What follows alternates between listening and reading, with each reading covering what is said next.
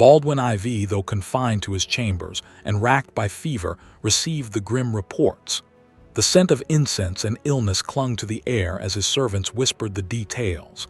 The flight of knights, the loss of the holy crosses escort the humiliation.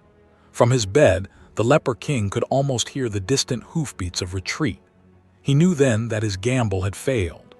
Guy's rashness had cost the kingdom not only men, but prestige. Raymond of Tripoli's warnings now rang with the clarity of prophecy. Slowly, painfully, Baldwin began to reconsider his gambit. He still held the crown, and with it, the power to revoke what he had granted.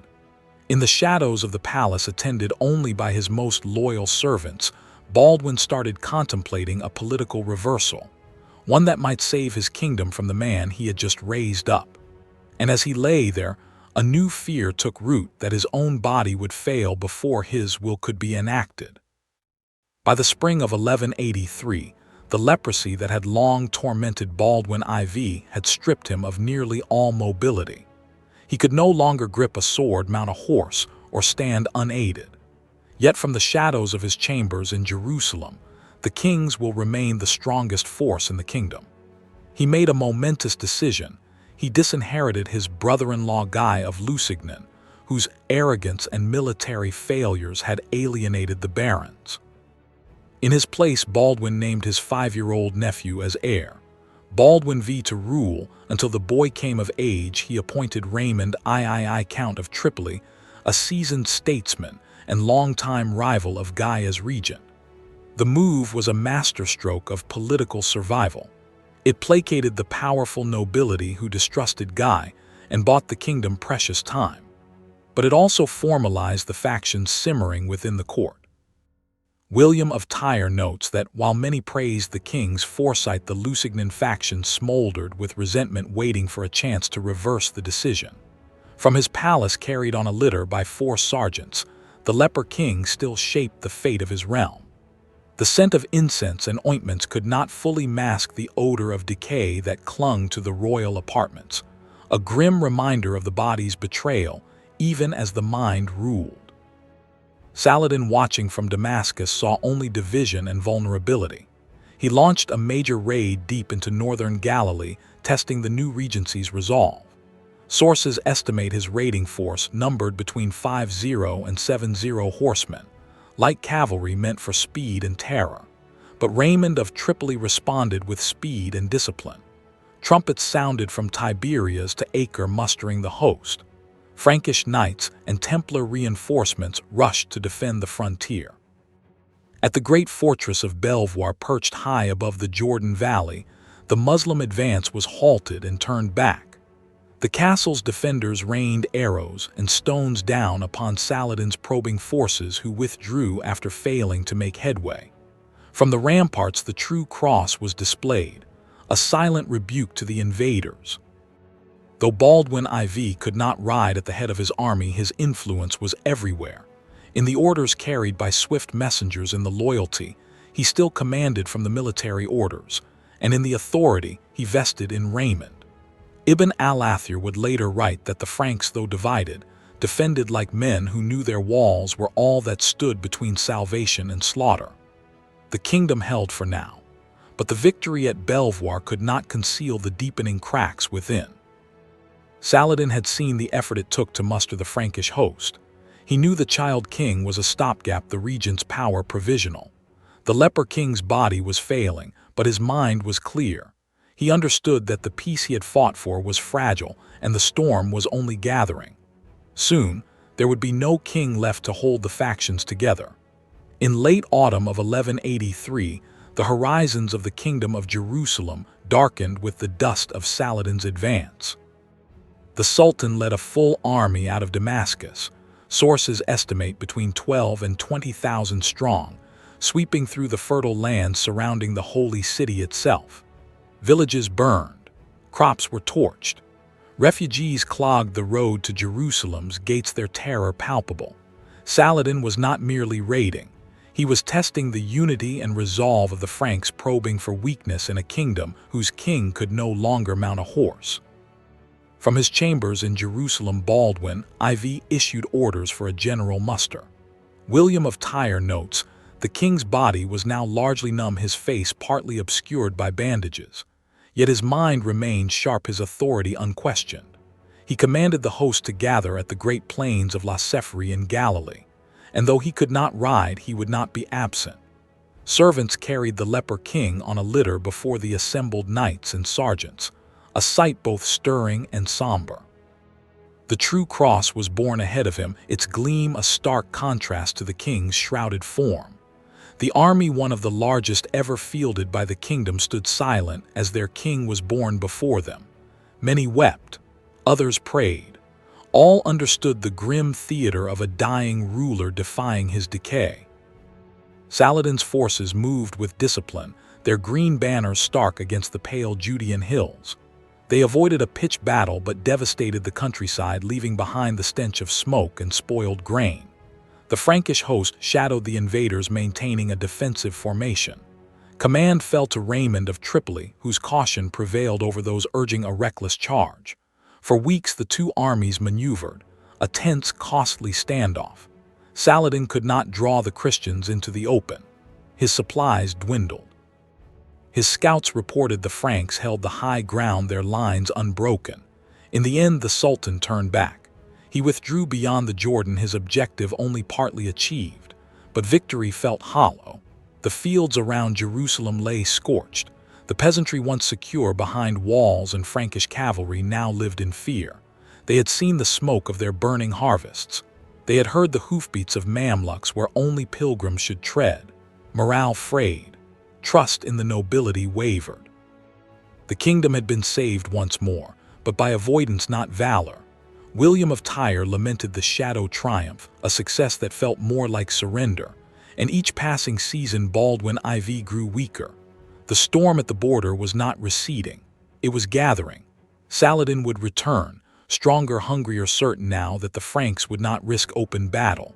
The Leper King's defiance had bought time but not security. The walls still stood, but the will behind them was cracking. In the spring of 1184, Jerusalem's Leper King Baldwin IV watched from his chambers as Saladin's ambitions shifted north toward Aleppo. Sensing a fleeting opportunity, Baldwin moved with the sharpness his body no longer possessed. He dispatched envoys across the Mediterranean carrying urgent appeals to the courts of Europe. William of Tyre notes, the king's letters were precise, pleading for knights, not just pilgrims. At the same time, Baldwin secured a military alliance with Leo II of Armenian Cilicia, binding the northern flank with promises of mutual defense. From the royal scriptorium, clerks prepared documents sealed with the royal insignia. Baldwin, now blind and largely paralyzed, directed policy. From a cushioned chair, his voice, still clear, his mind mapping the political landscape his eyes could no longer see. The air hung heavy with incense and the faint scent of medicinal herbs, while beyond the palace the bells of the Holy Sepulchre marked the hours. That same year, the 5-year-old Baldwin IV was formally crowned as co-king in a ceremony rich with chant and candlelight, a small figure overshadowed by the regents who would rule in his name. Tension hummed beneath the surface. The crown was now shared between a dying man and a child. Pilgrims still arrived at Jaffa bringing news and alms, but no armies followed. The West, preoccupied with its own conflicts, sent prayers, not soldiers. Saladin, though momentarily distracted by internal rivals, continued to test the kingdom's resolve with raids along the Jordan Valley. Baldwin's final initiative had bought time but not security. He withdrew fully into the royal quarter of Jerusalem, surrounded by scribes and physicians, his world narrowing to the sound of pens and the rustle of parchment. He issued edicts concerning tariffs, garrison rotations, and the storage of grain, practical, meticulous orders meant to outlast him. His hands, wrapped in linens, could no longer hold a seal. A trusted chancellor pressed the royal ring into warm wax under the king's instruction.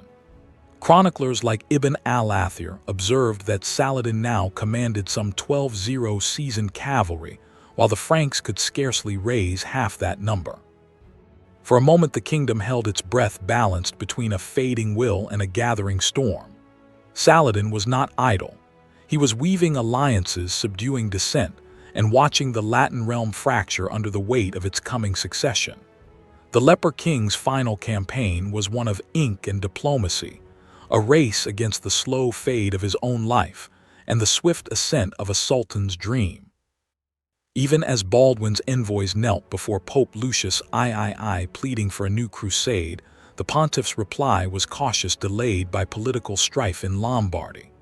In Jerusalem, the barons watched the horizon, knowing that the truce Baldwin had brokered was as fragile as the king's own breath. In the spring of 1185, the long-expected end finally arrived in Jerusalem. King Baldwin IV, the leper monarch who had defied his illness for over a decade, died at the age of 24. He had outlived all predictions, his body slowly consumed, while his mind retained a sharp tactical clarity to the last. His passing left a fragile kingdom without its one unifying figure, a king whose very suffering had become a symbol of resilience. William of Tyre, who had once been his tutor, wrote of a reign marked by both divine affliction and astonishing tenacity. The air in the royal chambers hung heavy with incense and uncertainty. Baldwin had tried to secure the succession, naming his young nephew Baldwin IV as heir, and appointing Raymond III, Count of Tripoli, as regent. It was a carefully laid plan meant to prevent the crown from fracturing. But the moment the king was buried, factions long suppressed surged into the open. Guy of Lusignan, the ambitious and sidelined husband of Baldwin's sister Sibylla, began maneuvering from his coastal stronghold at Ascalon. He still commanded loyalty among certain barons and knights who distrusted Raymond's cautious diplomacy. Meanwhile, Raymond himself gathered support in the north, rallying those who saw Guy as reckless and unfit to rule. The silence in the Church of the Holy Sepulchre after the Requiem Mass was more telling than any lament. Banners of the great houses, the cross of the kingdom, the arms of Tripoli, Ibelin, and Lusignan, hung still in the damp air, as if awaiting a wind that would tear them in opposing directions. Pilgrims whispered of ill omens, a halo around the moon the night the king died, dogs howling at the Jaffa gate. In the narrow streets, vendors sold ampullae of holy water and fragments of the true cross, while armed men watched each other with cold suspicion. Raymond of Tripoli, a man known for his political subtlety, understood that legitimacy was not enough. He began assembling a coalition that sources estimate included some 200 knights and 10 sergeants from Galilee and the northern lordships. His strategy was one of patience, to hold the regency until the boy king came of age, avoiding confrontation with Saladin through truce and tribute. Yet his supporters feared Guy's rashness, remembering his failed leadership at the Springs of Cresson. They saw in Guy not piety but naked ambition, a thirst for power that risked the very soul of the kingdom. From his exile in Ascalon, Guy of Lusignan plotted his return. He was not without resources. His marriage to Sibylla granted him a claim even the high court could not fully erase. His partisans, many from the south, and the military orders saw Raymond as too willing to bargain with the Saracens. They spoke of honor, of the need to meet force with force. Their fervor was stoked by preachers who spoke of divine favor for the bold. While the Frankish nobility turned inward, a greater threat was gathering its strength. To the east and south, Saladin used this moment of transition to tighten his grip. He secured his northern frontiers near Aleppo, methodically eliminating rival Muslim emirs and integrating their armies into his own. Supplies were stockpiled, roads secured, and scouts dispatched to observe the deepening divisions within the Kingdom of Jerusalem. The Sultan understood that a realm divided against itself could not long endure. In the streets of Jerusalem and the halls of power, anxiety grew palpable. Letters were exchanged in haste, oaths were demanded, and armed retinues grew in size. The regency of a child king, always a precarious arrangement, now hung by a thread. With the Leper King gone, no single voice could command the obedience of all. The kingdom stood on the brink, its fate balanced between the ambition of its barons and the patience of its greatest enemy. and Saladin, watching from Damascus, had already begun to draw up his plans. The desert wind, carrying dust from the east, seemed to whisper of armies on the march. In the spring of 1185, Baldwin IV finally succumbed to his affliction. He was 24. His body, long besieged by leprosy, could fight no more. The kingdom he had shielded through force of will now stood exposed. His nephew, the child Baldwin IV, was crowned under a cloud of uncertainty, with Raymond of Tripoli serving as regent. But the boy king's health was frail from the start. William of Tyre notes the child was often ill, his small frame ill-suited to bear the weight of the crown. The regency held but uneasily as great lords watched and waited. Then in the summer of 1186, Baldwin V died, suddenly, mysteriously. Some whispered of foul play, others saw only the cruel turn of fate. With the boy gone, the succession shattered. In a swift and defiant move, Sibylla, sister of the Leper King, had herself crowned queen in Jerusalem. Then she placed the crown upon the head of her husband Guy of Lusignan. It was a breathtaking act of political theater performed without the consent of the High Court. The coronation robes gleamed in the candlelight of the Holy Sepulchre, the scent of incense thick, as Latin chants echoed from the stone. Outside, the barons seethed. Many of the kingdom's most powerful lords refused to accept Guy. They saw him as arrogant, unfit, a man who had already been stripped of authority by Baldwin IV himself. At the head of the opposition stood Raymond III of Tripoli, the former regent who flatly denied Guy's legitimacy. From his fortress at Tiberias, he marshaled his knights, perhaps 100 men-at-arms and twice as many Turcopoles, and opened communications with Saladin himself, a move that shocked even his allies. He called not for civil war but for mediation, perhaps by the kings of England and France, or even the Pope. It was a desperate plea for outside arbitration, a confession that the Franks could no longer govern themselves. William of Tyre would later lament that the coronation oath was violated, and with it the last thread of unity. The true cross, usually borne before the host in times of peril, remained silent in its reliquary. In the streets, pilgrims whispered of ill omens, a falcon struck down by crows, dried up springs along the road to Jericho. The kingdom's soul was adrift. But while the Christian lords argued in sun-scorched halls, a greater danger was massing. Saladin, now master of Egypt and Syria, had spent years patiently encircling the kingdom. He watched the Frankish divisions deepen with grim satisfaction. His scouts reported every dispute, every muster that failed, every castle left under-garrisoned. The 300-mile frontier from Beirut to the Dead Sea grew thin, stretched over a kingdom tearing itself in two. From the banks of the Jordan to the rolling hills of Galilee, the land itself seemed to hold its breath. Dust rose from the roads where Saladin's patrols now rode with impunity. The desert wind carried not peace, but the quiet rumble of armies gathering. The fractures were too deep, the grudges too bitter. Unity had died with the Leper King. Now the iron tread of jihad drew near, and the Franks, divided and pride-blind, marched not toward salvation, but toward the arid plains of Hattin. A divided Jerusalem must choose whether to appease or confront a rising Muslim power. Baldwin IV, still a teenager, refuses to cede territory to Saladin of Egypt and Syria.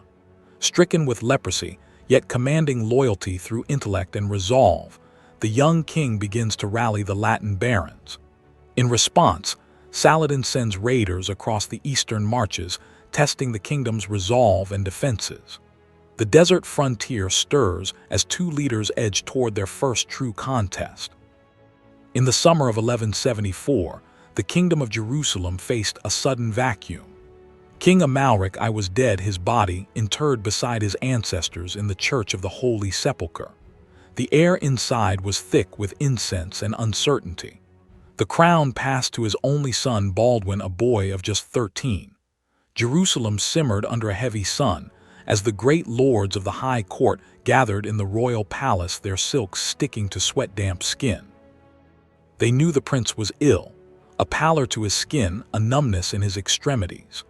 William of Tyre, the boy's tutor and the kingdom's most learned scholar, had already noted the telltale signs: lack of sensation when pricked with a stylus. But the disease had not yet ravaged him. The boy's mind remained sharp, his bearing noble.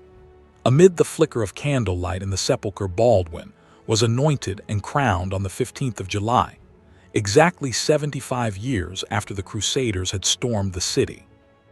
Trumpets sounded from the Tower of David. Banners bearing the cross of Jerusalem hung motionless in the still air. The Latin nobility accepted him for now. They craved stability after years of fragile truces with Egypt and Damascus. William of Tyre would later write that the barons swore oaths more from necessity than hope. Raymond III, Count of Tripoli, was named regent, a seasoned hand to guide the realm. But whispers trailed the new king. How long could a leper rule? How long before the kingdom needed a warrior, not a patient? Some already eyed the succession, weighing alliances through marriage or force. Beyond the walls of Jerusalem, in the dust-blown courts of Syria and Egypt, another power was rising. Salah ad-Din Yusuf ibn Ayyub, Saladin, had begun stitching together an empire from Cairo to Damascus. He saw the Latin kingdom as vulnerable, a fruit waiting to be plucked. His scouts probed Frankish borders, and his imams spoke of jihad in sermons that echoed through newly conquered mosques. William of Tyre would later write that even as the Christians crowned a child, the Muslims found a leader. The desert winds were shifting, carrying with them the dust of mustering armies. And Baldwin, studying statecraft under William's guidance in a shaded scriptorium, would soon have to prove he was more than his affliction. The throne was his, but keeping it would demand more than ceremony. Already the first reports arrived of Saracen raids along the Jordan, testing the resolve of a king not yet old enough to grow a beard. In the autumn of 1174, the sands of Syria shifted decisively. Saladin, master of Egypt and now Damascus, turned his army north toward Aleppo. His ambition was clear: to forge a unified Muslim front encircling the fragile Crusader states.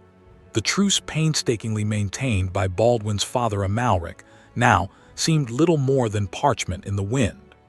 Raids probed the Transjordan frontier, testing the resolve of a kingdom now led by a boy. That boy was Baldwin IV, just 13 years old, and already bearing the marks of leprosy. William of Tyre, his tutor, had been the first to note the telltale numbness in the youth's right arm. Yet in the high vaults of the palace, the king's will remained sharp. The Latin barons watched him closely, a divided council of war and caution. Some, like the pragmatic Raymond of Tripoli, urged restraint, fearing open war would drain the kingdom's scarce resources. Barely 600 knights stood ready. Others, led by the militant Reynold of Chatillon, pressed for a firm response, invoking the honor of the cross. Baldwin refused to yield a single foot of land. From his throne, he demanded loyalty, his voice cutting through the murmur of doubt. Outside the walls, the desert wind carried dust from Saladin's advance. The scent of incense from the Holy Sepulchre mixed with the odor of sweat and steel in the courtyards. William of Tyre would later note the king's unshakable spirit despite the decay of his flesh. Saladin too calculated carefully. His scouts reported Frankish fortifications and the mood inside Jerusalem. He knew a Leper King might mean a divided court, a weakness to exploit. Yet he also remembered the iron resolve of the Franks at earlier encounters. His own emirs watched, some eager for holy war, others wary of overextension. Baldwin's order to muster the host was a declaration in itself. Trumpets sounded from Jaffa to Jerusalem. Knights tightened their belts, squires checked lances. The true cross was prepared to be borne into battle, a gleaming symbol against the gathering shadows. Pilgrims in the city squares whispered of omens. A comet had been seen weeks before. The young king's defiance was a gambit of its own. Would the kingdom hold behind a leper? Would the lords obey a child? Saladin watched from the north, judging the fractured lines. And Baldwin, seated beneath the weight of a crown too soon inherited, prepared his reply, not with words but with the gathering of knights. The next move would be made on the field. And in the dust of the frontier, Saladin's raiders grew bolder, probing for weakness like fingers testing a wound. In the autumn of 1176, the eastern frontier of the Kingdom of Jerusalem smoldered. Saladin's raiding parties probed the lands beyond the Jordan, testing the young king's resolve. From his court in Jerusalem, Baldwin IV received reports of burned villages and captured pilgrims. His advisors were divided. Some counseled caution, fearing the Sultan's growing strength. But the Leper King would not let his lands bleed unchallenged. He decided to ride out himself. William of Tyre, the royal tutor and chancellor, later wrote of the king's determination despite his affliction. Baldwin's hands were now heavily bandaged, his face partly obscured, but his will was iron. He summoned the feudal host, knights from Jerusalem, Tripoli, and the coastal lords, and coordinated with the military orders. The Templars stationed at Gaza were ordered to march north and join him. The Frankish army, though outnumbered, moved with purpose into the dusty hills near Montgisard. What Saladin's scouts beheld would have strained belief. There at the head of the Christian column rode the King of Jerusalem. Clad in full mail, his helmet closed, Baldwin sat his horse not as an invalid but as a commander. Only the linen wrappings visible at his wrists hinted at the sickness beneath the steel. His presence electrified the Frankish ranks. Here was no sheltered prince, but a king willing to risk his failing body for his kingdom. Before the battle, Baldwin ordered the relic of the true cross carried before the host. Its gleam in the pale sun stirred the army into a fervor. Trumpets rang sharply across the wadis. The Templars, chanting Christus Vincit, formed the vanguard, their white mantles stark against the barren slopes. Saladin's troops, confident in their numbers, did not expect a king so ill to offer pitched battle. The Frankish force, perhaps 375 knights and some 1,500 infantry and Turcopoles, descended on Saladin's larger army near Ramla. William of Tyre recorded that the Sultan commanded perhaps 3 times their number. The element of surprise was theirs. The Templars struck the Muslim flank like a hammer, while Baldwin, visible at the center, directed the main charge. Contemporary accounts speak of the ferocity of the Frankish assault, fueled by the sight of their Leper King in battle. Saladin's troops, unprepared for such aggression, broke and scattered. It was a rout. Muslim chronicler Ibn al-Athir would later lament the disgraceful flight. Saladin himself narrowly escaped, his personal guard annihilated, and his banner trampled into the dust. The field was littered with Ayyubid dead. Muslim sources would later acknowledge the humiliation. William of Tyre notes, the victory was credited to divine favor and the king's courage. Baldwin had proven he could lead and win even as his body decayed. But triumph on the battlefield could not cure leprosy. Baldwin returned to Jerusalem hailed as a hero, yet weaker than before. Saladin, shaken but not broken, withdrew to Cairo to rebuild his army and his strategy. The victory at Montgisard had bought time, not peace. And in the shadows of the royal court, the question now was not if the king would falter, but who would stand ready when he did. By 1177, the victory at Montgisard had faded from memory, replaced by the slow, inexorable advance of the king's affliction. Baldwin IV's leprosy deepened its grip, numbing his limbs and blurring his vision. Yet his mind remained sharp, his authority unchallenged. Governance, however, became a physical trial. William of Tyre, his former tutor, later wrote that the king's hands were often wrapped to conceal the damage, yet he insisted on reviewing every dispatch. The scent of incense and medicinal unguents hung about the royal chambers, masking the slow decay that even kings could not defy. The business of rule now demanded delegation. For diplomacy, Baldwin turned to Raymond III, Count of Tripoli, a seasoned statesman who understood the delicate balance of treaties and tributes. For military command, he relied increasingly on Guy of Lusignan, a charismatic but divisive figure, whose marriage to the king's sister Sibylla placed him near the heart of power. This division of responsibility sowed the first seeds of factionalism. Raymond's caution clashed with Guy's ambition, and the court began to fracture along their rivalries. In the shadows, barons whispered. Some feared Guy's rashness, others mistrusted Raymond's ambition. William of Tyre noted how the king's affliction fed the hunger of those who sought to rule in his stead. All the while Saladin watched from Cairo and Damascus. He rebuilt his armies, secured his Syrian holdings, and probed the frontiers of the kingdom with targeted raids. Confidence grew in the Sultan's camp as reports arrived of the Leper King's decline and the quarrels among his barons. Yet Baldwin's presence alone, a spectral figure enthroned in Jerusalem, his body failing, but his will unbroken, held the realm together. From the Nile to the Euphrates, messengers carried word the Sultan now commanded some 20 seasoned cavalry, and his spies moved freely through the ports of Acre and Tyre. Each day the king held court from a seated position, his voice still clear, his decisions firm. He heard petitions, approved judgments, and sealed documents with a royal seal pressed by attendants.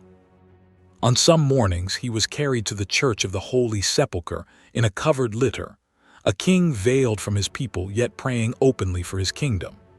The sound of the water clock in the palace courtyard marked the passing hours, each one bringing him closer to incapacity and his realm closer to peril. Bells rang from the Templum Domini calling the faithful to prayer, while beyond the walls the dust of Saladin's patrols hazed the horizon. By year's end, Baldwin's physical participation had dwindled to a few hours each day. He issued orders through scribes and trusted knights, but the strain of kingship now fell upon men whose loyalties were divided. Saladin, sensing the slow unraveling of Frankish unity, began planning not merely for raids but for conquest. The kingdom stood, for now. But the true battle was no longer at the borders, it was in the shadowed halls of the royal palace where a dying king struggled to keep his crown from cracking.